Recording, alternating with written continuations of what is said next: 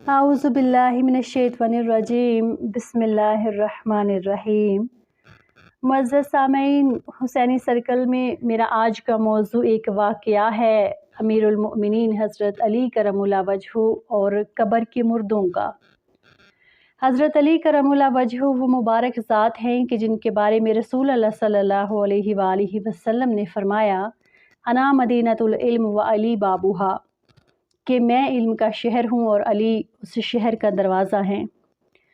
حضرت سعید بن مسیب نے فرمایا کہ ہم مدینہ شریف کے قبرستان میں حضرت علی کرم اللہ وجہہ کے ساتھ گئے۔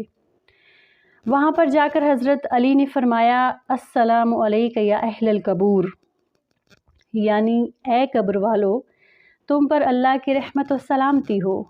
تو بہت سی آوازیں آنے لگی، وعلیکم السلام یا امیر المؤمنین، یعنی اے امیر المؤمنین، آپ پر بھی اللہ کی رحمت و سلامتی ہو۔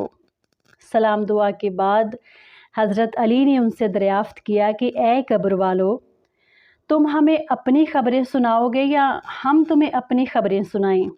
تو آواز آئی کہ اے امیر المؤمنین، ہمارے بعد جو ہوا آپ ہمیں وہ بتائیں۔ تو امیر المؤمنین حضرت علی نے ان سے فرمایا کہ تمہارے بعد تمہاری بیویوں نے عدت پوری کی، عدت پوری کرنے کے بعد انہوں نے نکاح کر لیا، اور تم نے جو مال چھوڑا تھا وہ تقسیم ہو گیا، اور تمہاری اولاد یتیموں اور مسکینوں میں شمار ہو گئی، اور تمہارے مکانوں میں دوسرے لوگ رہنے لگے۔ یہ بتا کر حضرت علی ان سے کہنے لگے کہ اب تم اپنی خبریں سناؤ۔ تو وہ کہنے لگے کہ اے امیر المؤمنین، ہمارے کفن پرانے ہو گئے ہیں اور بال جھڑ گئے ہیں، اور ہمارے جسم کی کھال پھٹ گئی ہے، اور آنکھیں رخساروں پر بہہ گئی ہیں۔